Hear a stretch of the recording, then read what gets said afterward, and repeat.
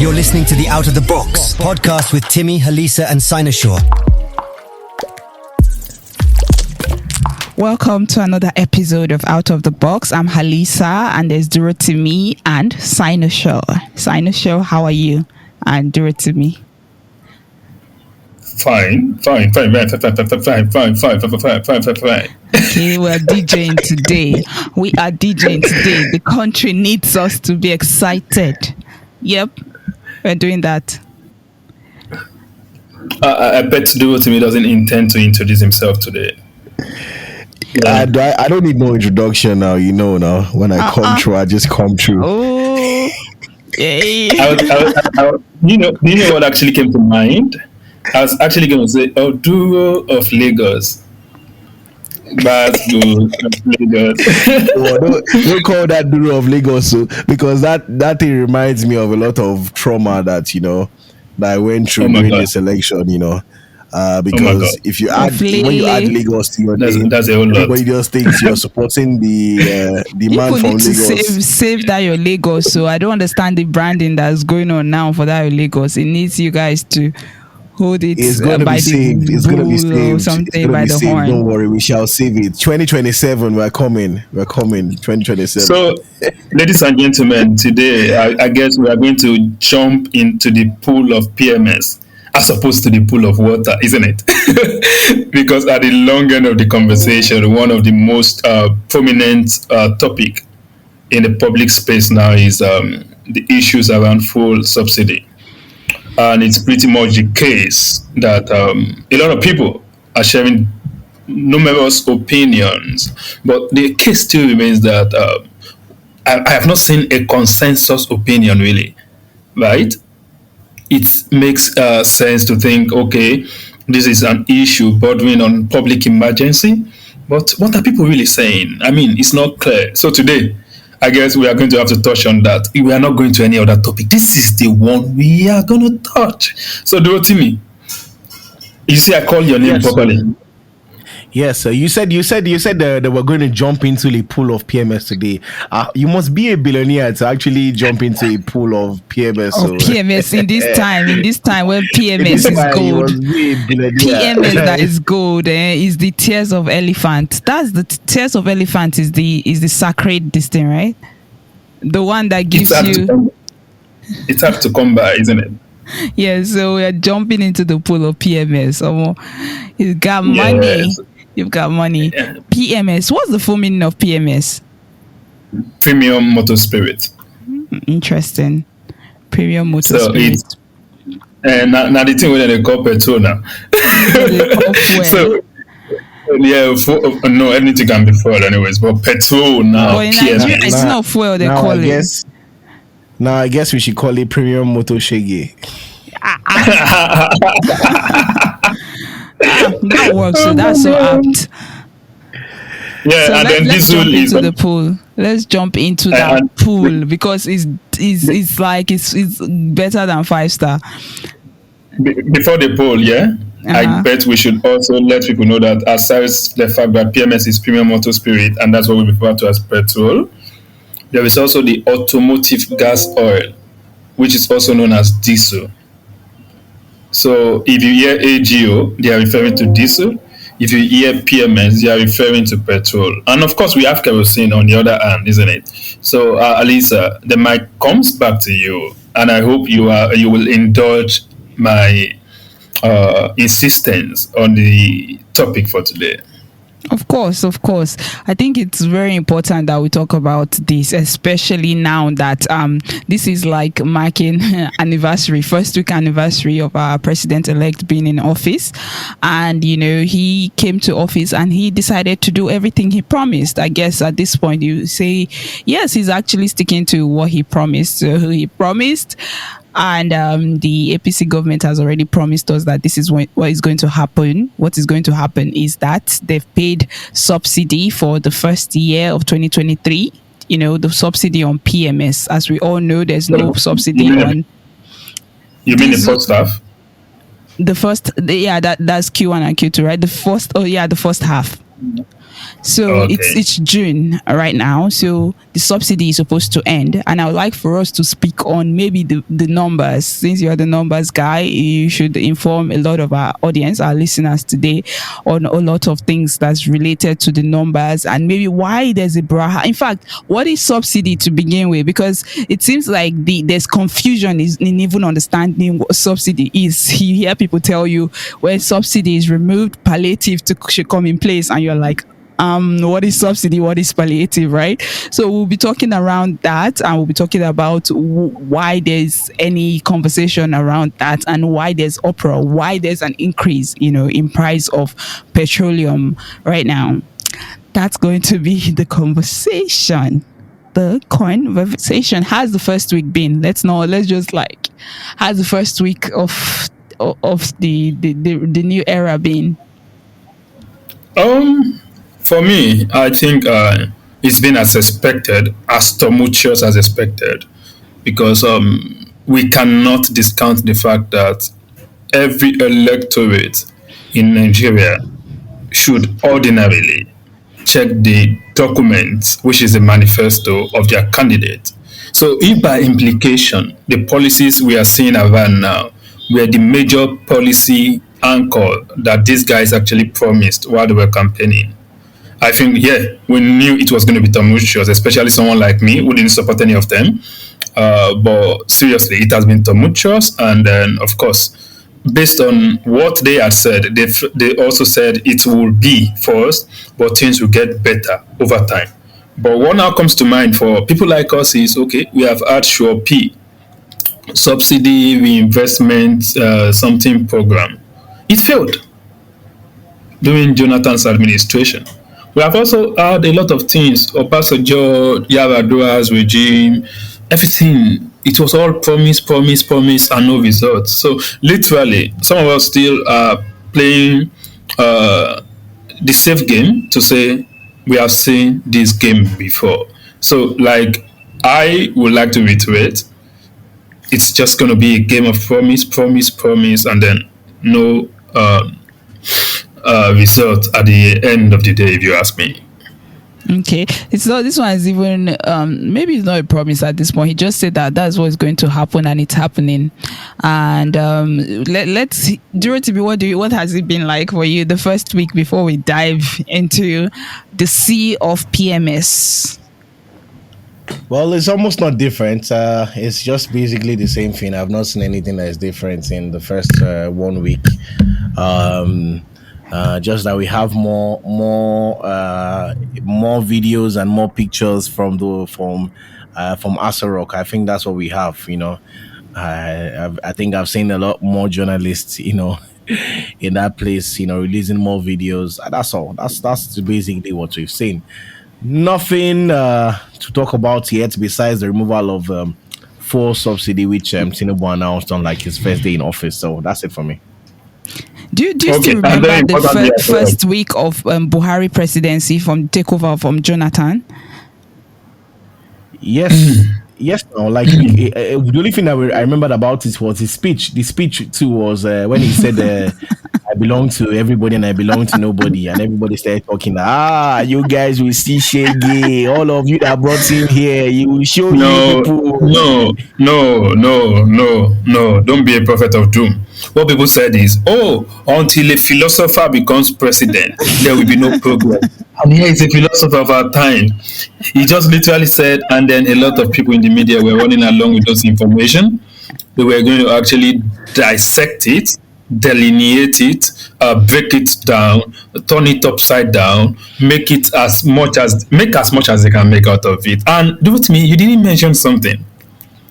Fulani dress, Hausa kind of dress, has now ended in Asura. People are now wearing Yoruba cap, including Wiki. Have you seen that? Oh, that's true.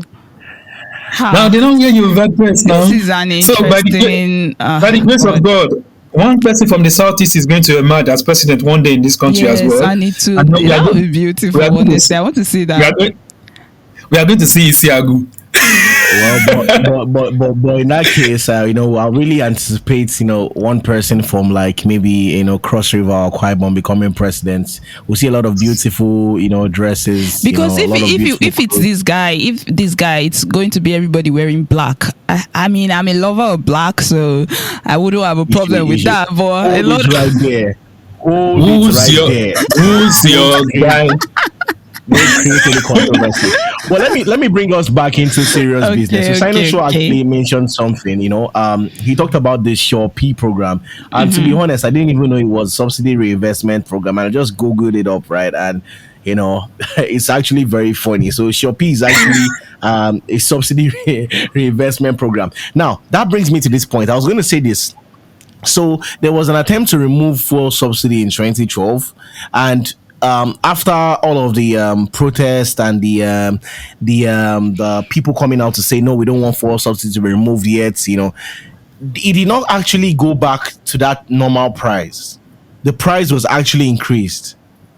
So does And then that the mean that investment, some percentage of subsidy was actually removed at that particular point? yeah. If you are saying you are investing something, it shows that you counted it as an investment somewhere before, which is not productive, and you want to divert it elsewhere. So it literally is the case that indeed, some level of subsidy was actually removed. So pretty much, price was adjusted a little bit upward, and we got what we got. But at the end of the day, the whole thing failed. So like, that was what I was saying earlier. Like, we've seen this game before. No, they whine us. You understand? This And then, subsidy thing, they say it's been there since the 1970s, when there was an oil boom. So we literally have had it. But then I think that many things in this new dispensation kind of started since 1999, right? So the PDP government under Atiku, they said they tried to remove it, and Atiku has also mentioned that they had 4 stages where they wanted to remove subsidy, and they said the PDP administration during that year 16 years period, which Atiku was kind of actively, involved in economics. He said they had these 4 steps of plan that they were like, they're going to remove it in stages. And that's why some people said that subsidy was During Obasanjo's tenure, that's right. what he said, and then they were able to do stage 1. Is and it they is the passed stage it on one the to- time they removed like the one on kerosene and diesel? Is that, or because they said there was subsidy on kerosene and diesel before, right? Because right now it's yeah, only subsidy on PMS. I can remember growing up while they removed the subsidy on kerosene, right? Although my memory may not properly serve me in that sense now, but the issue is they removed it with the intention of actually having more funds freed up for the state to use, and we are yet to define subsidy. Meanwhile, our listeners are probably waiting to know exactly what subsidy means for those who are not in the know already. So I would like to quickly touch on that. And then there is this conspiracy around the definition of subsidy. Because if you do not understand how government is formed, where the concept of government comes from, right?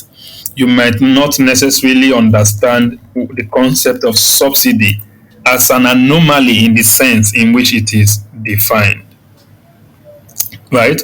I'm not sure that most of you are, some of you have looked at it, our listeners, but if you look closely, they will tell you subsidy is a form of support, is a form of palliative, is some form of allowance, is some form of, let's say you're buying something, you get discount. It's a form of support in the real sense to just ensure that people are able to consume more of a certain item at lesser cost to what it would ordinarily have cost them. Now, if subsidy, right, because I was talking about conspiracy earlier, if subsidy is on an item that is our joint wealth, then it becomes a problem. Why? Because it will beg the question that, are you really subsidizing me because subsidizing this for me, because what it will mean is, in the case of petrol, oh, in the Niger Delta, oh, Niger Delta, like it's our oil. No, it is not your oil. It's the oil of the Federal Republic of Nigeria. So it practically speaks to the fact that it's our joint patrimony. I don't know, maybe this is making sense, Lisa. Yeah, yes. It is our joint patrimony. So when you say the proceeds from that thing, you are using it to make my life better, that is the ordinary course of action. That is it's not complicated. You are not helping me. You are literally just using Paul's money to settle the affairs of Paul. So now when our people have now gone to an extent, right, where they now start seeing it like it is indeed they helping the populace, then that's where some of us have problem, right? And some people will say this thought is not progressive. It is the most progressive thought because it is the only thought that ensures that people that are in power do not become emperor. That they know that the concept of government comes from a place where people decide as a matter of fact, to maintain order, to achieve some goals, right? And then bring their people together and decide to choose a representative. Government is not like, oh, you were born from heaven to come and govern. No. That's why the concept of democracy now becomes very important, because it just literally promotes some level of egalitarianism, which is more or less like we are all equal to some extent. Equity. Or equity, pardon me. Yeah, before you go to that, and so for you now, I think that you just challenged my thought about subsidy, right? Because normally I would just understand it as, okay, yes, subsidy is something or like an effort, and in this, not just an effort in kind, but an effort in cash, sort of, to ease the pain or to ease the brunt, for people. But now that you said that it's actually wealth from this that you're like giving back, so it's like you're not exactly, all you're doing is you're just an administrative, as a government, you're just an administrative. What you're doing is just looking at the books and like trying to redirect, the proceeds from funds. So you are just an account keeper at this point. It's not that you are bringing extra money from somewhere to ease this brunt. So I think that's a very good challenge on my understanding on subsidy, and I think it's going to be for a lot of people so too. Can I ask that what exactly, how much does Nigeria make from selling crude oil, and how much does it subsidize crude oil for? Like, is there a difference, or are they actually losing money? Because that would be it will actually be very stupid if you are buying, like, let's say you're selling crude oil for 500,000 naira, and at the time it's coming back to you, you are buying it and subsidizing it, and you are making a loss instead of even. So I just want to, like, let's be clear, like, if Financial has the official figures or anything like that. As of 2022 December, Nigeria collected about 21 trillion naira, right, from the sale of crude oil.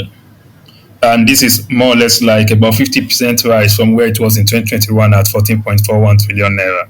And we understand that as of 2020, from 2020 to 2021, there were a lot of issues globally. We were unable to produce, right? So it encumbered the flow of things.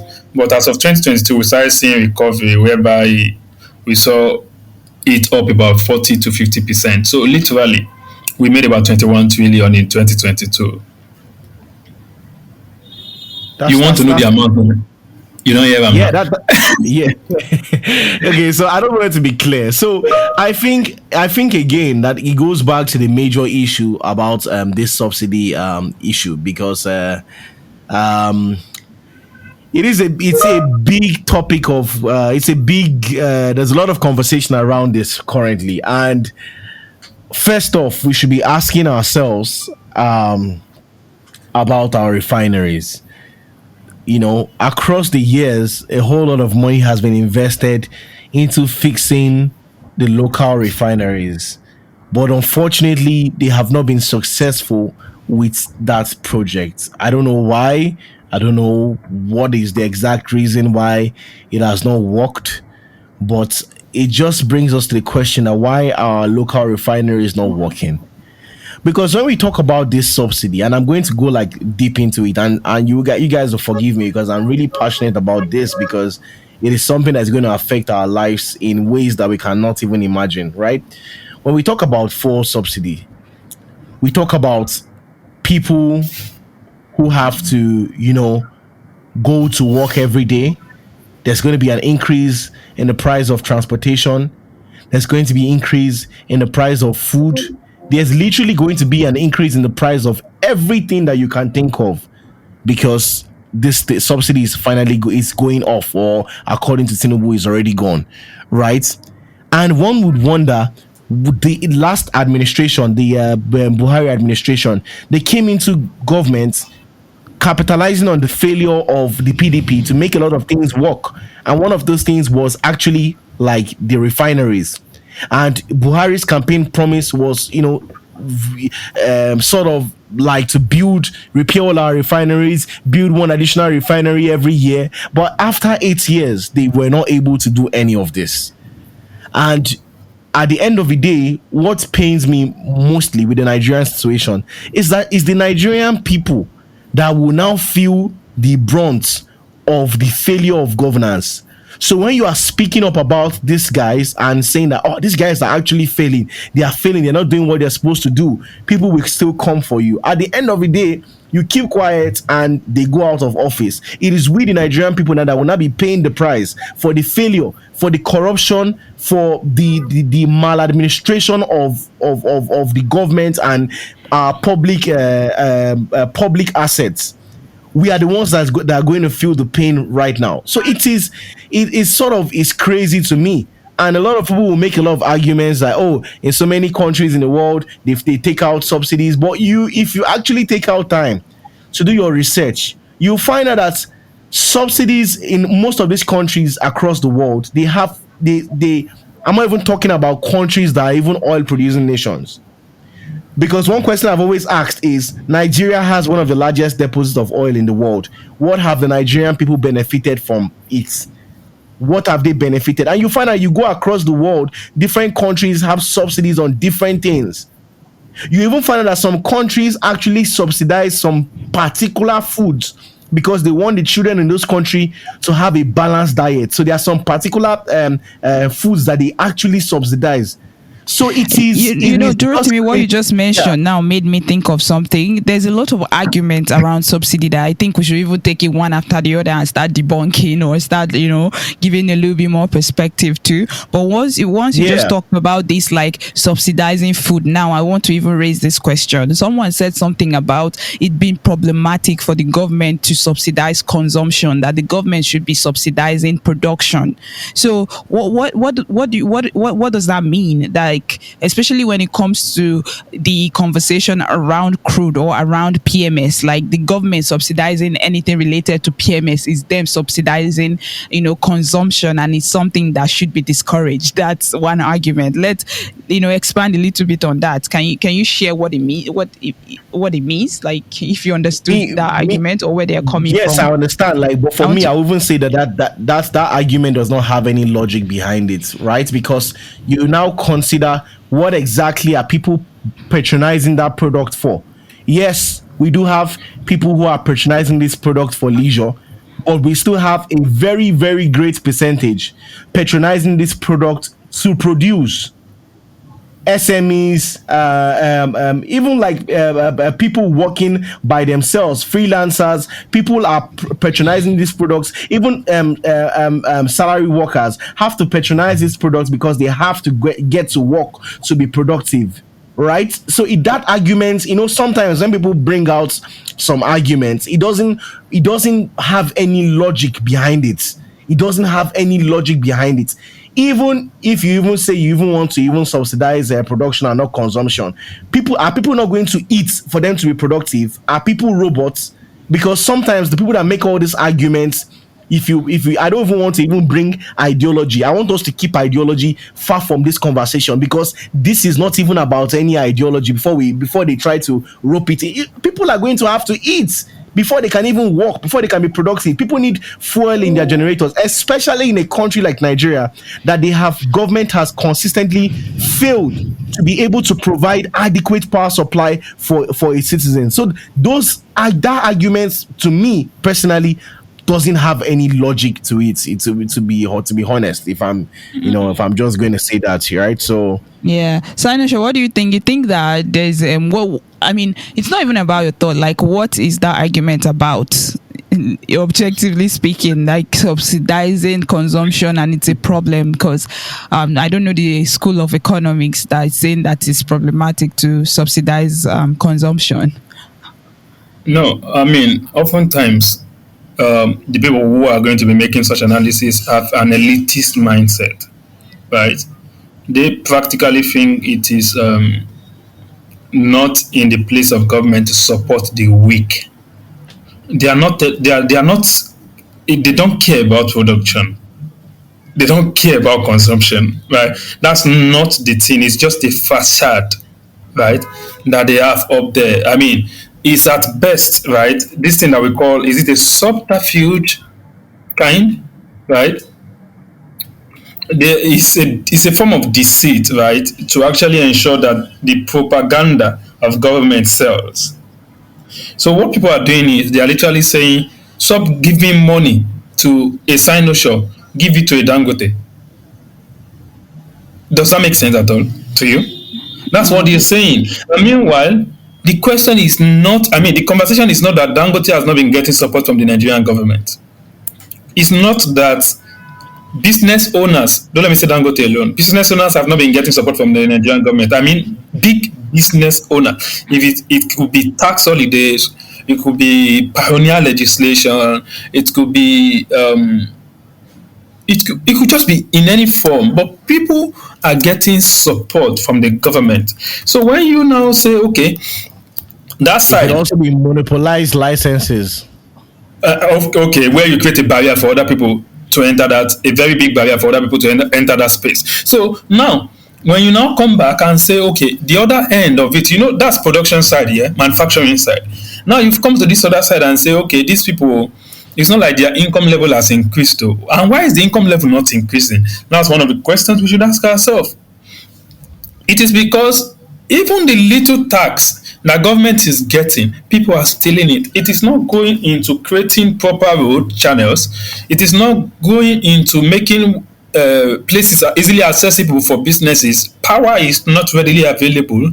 So businesses are having to dip their hand into their banks to finance a whole lot of things that could have saved them. So they are not employing the number of people they should employ. That's why you see in some banks, they will outsource recruitment to recruitment firms that are paying people 30K, 40K, 50K, 60K. Meanwhile, the number of people that are core staff in that business, because they usually call them contract staff, those people that I just mentioned earlier, the people that are core staffs in those businesses, they're just in their minority. So literally what is now going to be happening is that these people are using this means to save money. Because why? Overhead is already high, right? And they're looking for where they can cut things. So they are looking at labor. They are looking at cheap labor.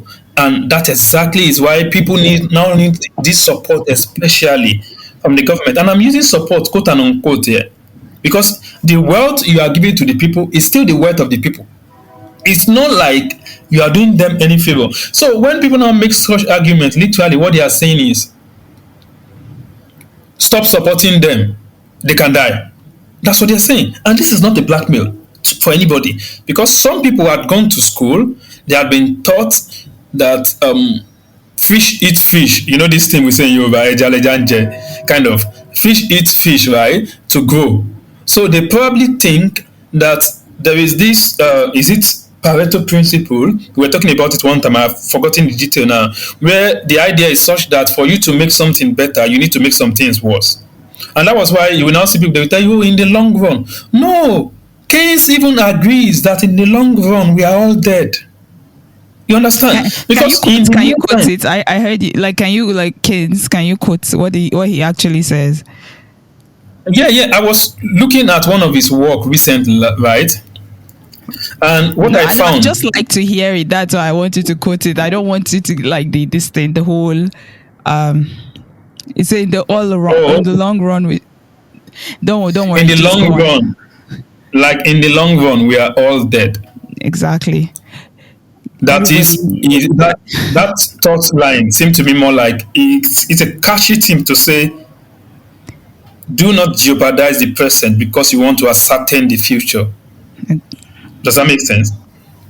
Like, yes. just ensure that, okay, for instance, policy making. There are people who might lose their job because you shut down the land border. And then you decide to go on and shut down the land border anyways. Because why? You want to promote local sustainability in the production of rice. Okay, production of rice in 20 years, we get it right. How many casualty? 2 million casualties, hypothetically now. And then you're not like, okay, do you think a life, that right sustainability is worth more than a life? And when they now say subsidy removal, and they are now saying in the long run things are going to get better, it begs the question that for who? Is it for me that I'm earning 30K and tomorrow I will not be able to go to work? And if I can't get to work, my employer might actually have something to do away with me because they are already incurring a lot of cost already and they cannot afford to increase my salary. Or perhaps I now have to go to that work. I was walking to maybe Third Mainland Bridge or to Dugbe-Alawo Road, and on Third Mainland Bridge, I was so afraid of an onrushing vehicle and I jumped into the lagoon. Or I was going to Dugbe-Alawo, I was lost in thought, or now I'm going to walk home in the night and I get bashed against one of my Southeastern brothers' shop there. No. What you should do is it doesn't even make sense that prices of things are going times 3. It doesn't make sense because income cannot reasonably grow times 3 in this kind of setting. So when they say consumption, this point is also very important. Consumption is the biggest part of the Nigerian GDP figure. It makes up the biggest part. So when you now say consumption makes up the biggest part, it now begs the question like, okay, if consumption makes up the biggest part, right? Why are you targeting the thing that is even still making life reasonable at the moment for your people? Because when we say GDP, we are talking about economic activity within an economy. You understand? So really, there's a lot to be said. But the point is, those are propaganda, right? People don't know. In economics classes in universities, some lecturers teach propaganda.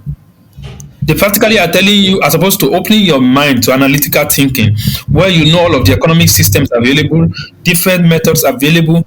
They are reinforcing some biases in your head. And those biases informs the thought of the people who are doing economic analysis outside there. So much that they are thinking about the theory and they will never think about the things that are held constant for those theories to hold. What are those things?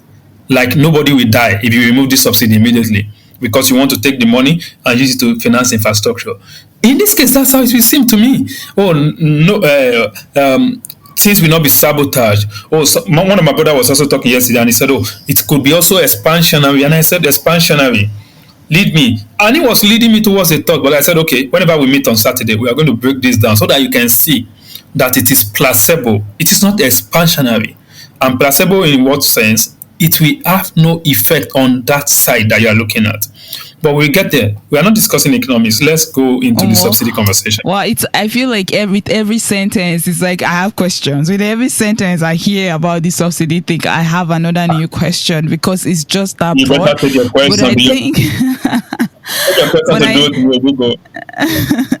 Yes, like with all, I have question and it's no question. I feel like in fact I'm going through those questions and I'm trying to understand it immediately, like by myself, because this thing that you said is very, very important, interesting, that in economic classes they teach propaganda. Because if you see the way these conversations about subsidy has been going, it seems like the majority of people will say things like, yes, I support the removal of subsidy, but it's like you have to prove your intellect or to prove that you've been in economics classes, you have to say you support the removal of subsidy. Because if you say you do not support the removal of subsidy, there might be something wrong with your education. Like, you have to kind of first of all say, I support the removal of subsidy, but maybe it should have been done differently. Maybe it should have been done better. Maybe it should have been done more gently. Maybe they should have used a cute tone to say it. Like, there's just all of this whole it is the most elite, it is the most elitist bandwagonism you will find out there today, right? If you want to belong, just say, oh, it is good to remove it. If you want to belong, just say it is good to remove it. And you know, wherever there is the crowd, there is bound to be a very high likelihood for the sense not to be there. Well, I think that we are just shooting shorter. Everybody that is listening to this now, you probably now, I'm talking to you listening, right? You probably are thinking, who are these people? You're about to get mad, but don't get mad. Just see us through to the end, because like, it's not your, like, sometimes you don't even know when you're enrolled to propaganda, right? You might be a CIA agent without knowing. Okay, I get what you're doing there. So you can, that's a very german conversation. Yeah, right. That Anybody that wants to catch that should catch it. Otherwise, don't even worry about it. But what I'm trying to say in essence is, don't feel attacked when you hear something like this. Our education in general is a sort of engineering. Sometimes they think that they have to do it that way to help us. But if you don't have people that are pro people, setting your curriculum, because at the end of the day, all of them it's all propaganda. Or that's a rabbit hole. Anyways, if you think, because many people have been just engineered to think that this thing is just terrible, like no, our country is spending too much money, we should remove it, and everybody would start doing their own sort of analysis that we should remove it and put it in education. But they are saying they are borrowing money to actually pay the subsidies, right? That's what they're saying, right? They're borrowing money. Can you speak more on maybe the figures and draw it to me? That's what they're saying anyways. It is said to be the basis of our continued expansion in budget deficit. Budget deficit now, for listeners, being the excess of your budgeted expenditure over your budgeted revenue. Budgeted means forecasted. In this case, for 2023, we actually had budgeted for the first 6 months about 3.27 trillion. For subsidy payment. And now, very importantly, because we do not have a lot of time on our hand here today, it is noteworthy to say that there are claims that more than 80% of that amount being spent on subsidy payment are actually being stolen. Like, literally, we are fueling almost every neighboring country, land neighbors along the Nigerian axis. All of our border countries, it seems like we are supporting them. And we are not really supporting them in the real case. What PMS marketers are doing is to take fuel from the NNPC depots. Is NNPC start importing alone, and they will take this fuel to neighboring countries and sell there. So they would have collected money to subsidize it in Nigeria, but go sell it for the real price or even more in neighboring African country. Where it now gets dicey is the fact that I think that was about 2 or 3 years ago, the NNPC was all out stating that they were trying everything possible to ensure that does not continue to be the case. So what they did was, there were some installations, some infrastructure that they had to buy to monitor fuel tankers. Till today, update, we've not heard about that monitoring device. And don't also forget, right, that since this subsidy issue started last week, fuel prices among our neighboring African countries allegedly have gone higher. So it now begs the question that all of these claims in the past, were they indeed the case? And if they were the case, also beg the question that is the Nigerian state saying they cannot reasonably man our borders? If also that is the case, does it now mean we get the Nigerian populace, the poor masses in Nigeria, are now being made to pay for the ineptitude of people in government? I think the custom DG has a lot of questions to answer.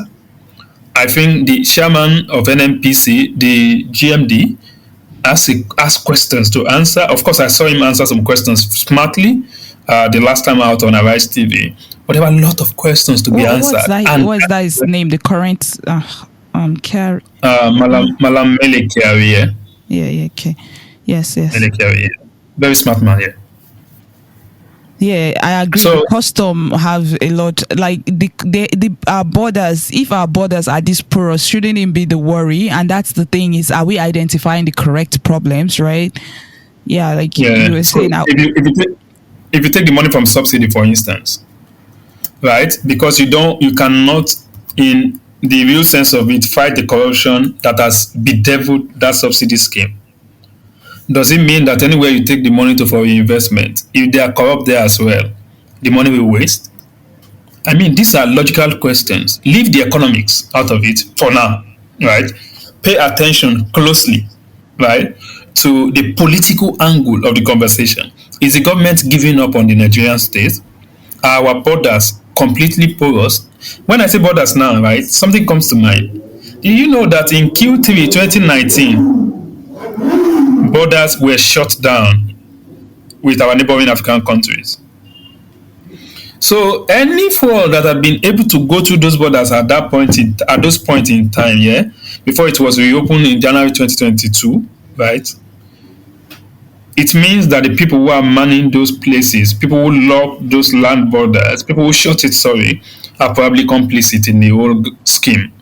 So you see, a lot of can of worm open. And I would expect that immediately those announcements were made, the list of people that Ngozi Okonjo-Iweala, the SY Minister of Finance and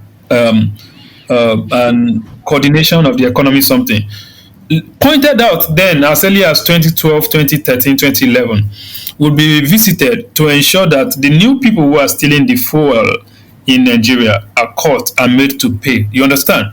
So it will mean like, okay, we are fighting corruption, but we think this is a higher priority area to put the money. Although there are no justification for that, even socially, economically, but the message is we are not discussing the corruption side of the whole thing. We are rather focusing on the money part. Let's just take the money of these people, uncloak them of this fiscal support, that social support that they get. I mean, it's a whammy, really. Double whammy there. Yeah, I understand. Like, I even though I try as much as possible to be objective, to think about what are the other, things that we need to consider, there are many things that are not supposed to be as set in stone. For example, the fact that we paid subsidy up until June. It's like, can't you turn that decision? Can't you make other policies? Can't you reverse those things? It seems like it's set in stone, and it seems not that democratic, the way it seems like, okay, yes, we've put you in there as a representative of the people according to what democracy looks like. Yes, there was 8 million votes for this particular president right now, which is the majority as stated by INEC. We should still go by our constitution. But you made a very good point, right? At a particular time when you had, wrote out your thoughts around this. You said there's still a majority of people that did not go out there to vote during the election. So those people, their opinion still matters, like their opinion pro or against subsidy. So if that majority of people, which is like, 25 million, that is 90 million minus 25 million, there's still an overwhelming amount of people, voters, that did not vote. So you can't really clearly state that these people voted for subsidy removal, because we could say that the people that voted for this current government voted for subsidy removal, right? But we have a lot of people of the voting age that did not vote. So if we still have an overwhelming majority that is like not accounted for, you don't know where they stand, then if they should come out and there's an overwhelming majority saying we do not want subsidy, that decision should stand, right? I mean, I guess if it is democracy, we should not do it in such a way that we are scratching the surface. It should be all encompassing democratically. So now, what do I mean by that? We got about 23 million voters for presidency in this past election, and about 95% of them voted for subsidy removal, because they voted Bola Tinubu, they voted Peter Gregory Onwabasi Obi, they voted... that's his full name. I don't really know the middle one. Okay. They voted Alhaji Atiku Atiku Abubakar. Abubakar. And then it also begs the question that a vast majority of them still also voted for Rabiu Musa Kwankwaso. So literally, the other guys like Omoyele Sowore, who said he wasn't going to remove subsidy, but rather punish the people who had been stealing money through that scheme for Nigeria. He got about 14,000 votes allegedly. And then there's this Adebayo Adewale as well of the SDP who said he wasn't going to remove subsidy. And then he got about 100 and something thousand votes. So literally just about 200,000 of, let's just say about 500,000, right? Of That's the total number of. Overestimating though. That's overestimating the figure, but yes, I get you. So now we have 90 million people registered on the voters register with INEC. Now, if 23 million people had voted, it presupposes that about 67 million people did not vote. Maybe they are now using their non-voting to protest. We cannot say. Maybe they are no longer alive. We cannot say. Maybe they were people who was falsely registered. We cannot say. But one thing we are very certain of is there are 67 million people somewhere who perhaps may not agree with the first subsidy removal. So if we are going to use the election outcome to actually justify this action, we might actually be shortchanging those people who might want to have a voice now, vis-a-vis the labor union, NLC, or what they call them, and or TUC, any other body that decides to, to protest now. Right. To protest now. So they might decide to join them and air their view. And then if that is loud enough to show that more people do not want this, I believe that the people in government will reconsider. And why I think they will reconsider is because the man who is the president himself was part of NADECO, allegedly, right? And then he was on LSAT for quite a number of time for fighting for democratic rights of the Nigerian people. According to him, of course, I've not seen any record, but I also heard Professor Wale Soyinka at some point hinting at that. But the message is, if he's indeed a democratic person, and a lot of people will say, oh, he's blackmailing Tinubu. No, I'm not blackmailing him. Democracy is the safety net that all of us as human beings are found. Because if it's not democracy, someone who is in office can easily be usurped to any means, you understand? But if the majority of the people comes out on the road and say, no, they don't want this, I hope he will revisit it so that we can at least understand indeed that he has some democratic tenets in it. He's a Democrat. Yeah, so the thing is, for example, if they decide to revisit it, or they decide to actually get down into working and making sure that the data is correct, which means that we know exactly the amount of PMS we are consuming, and we are not trying to subsidize the whole of West Africa. We get down to doing the work, right? But then they still say there is no enough money to pay. So we get to a question of, okay, would the what's it called, the Dangote refinery be enough, or what's the effects going to be like? And then we'll also get to the question of how come Nigerian government is not able to generate more money, because I've not seen a lot of conversation around policies to actually bring in more money to the country. It seems like we're going through this shuffling. We're trying to say, okay, there's not enough money in this industry, so let's take money from this other industry and put it in this industry. For example, they're trying to say there's not enough money here, so let's take the money away from here and put it in electricity, for example, or put it in agriculture. So why are we doing this shuffling, and why are there not enough or loud enough conversations on how to actually increase productivity and increase money generation of money in the economy? Because now they're trying to just tell us, let the government be justified that they do not have enough money. And it seems like a lot of people are not questioning the government, like, why do you not have enough money? Even though people are stealing it, but why don't you have enough money, and why are you not providing us with clearer plans on how you want to make more money to be able to pay these things? I don't think I've seen as much conversations around, that as I've seen. I have actually tried, right, to relate with my contemporaries and share with them some ideas that I think are going to be very okay. And why I actually have been sharing that is because I think the people who run Nigeria have a way of ensuring that they blindside the Nigerian people, right? Now, when we say, oh, we are not making enough revenue, the one we are making, we are using it to pay subsidy, it begs the question that is it only petroleum products or crude oil that we export? Or don't we have other things? Or should we even be exporting in the first place? Because I was advising somebody recently as well. I must have told you this in the DM. I was saying, oh, I haven't told you. Yeah, I was saying it was something. Yes. Yeah, maybe we met on the space somewhere. Yeah. So we were talking, and the person was asking me like, "Ayo, what is this? What is that?" I said, "What?" The person said, "I need help with my personal finances. Things are not working well." And I said, "The problem you have, I have seen it from afar, is that you do not earn enough. Right? You do not earn a living wage. Literally, that time I think he was earning about 50K." And he said, "Why? Minimum wage is this 18,000." I said, "You are not earning a living wage for somebody who lives in Lagos, who lives in the area where you are living, right? You should not be having problem," because he was living around Agege. And houses were relatively better there. And when we started talking, and I said, "Why don't you do this? Why don't you do that?" He's now a data guy, right? Fortunately, it's been a while since we spoke, more than 2 years now. I think we were discussing this must be a one-on-one conversation.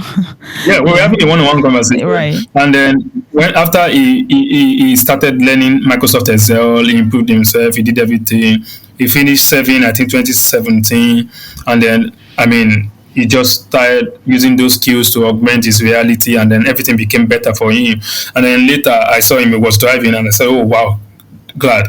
And what he said is, that little advice changed me. I thought I couldn't make more than that. I said, "No, you go make more than that, right? Don't." Some people are doing personal finance advice and they are telling people to cut expenses. Which expenses are you cutting when you're just feeding on 400 naira every day? Which expenses are you cutting again?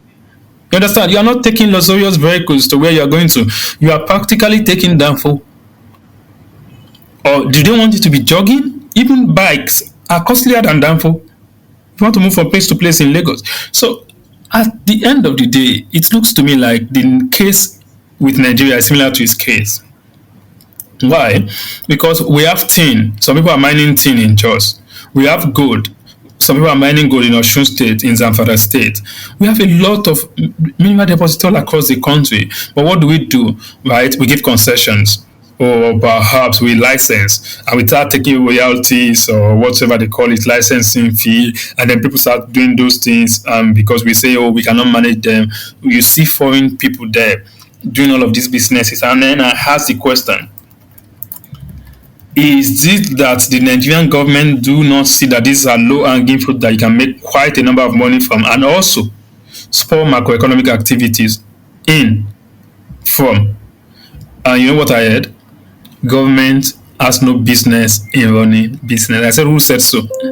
Saudi Aramco of today, who is running it? They might have listed it, but they still hold more than 90% of it. Don't that make any sense to you? It does.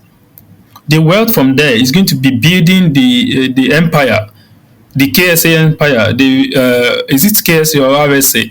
Republic of Saudi Arabia, or what they call their name again? Kingdom of Saudi Arabia. Yeah.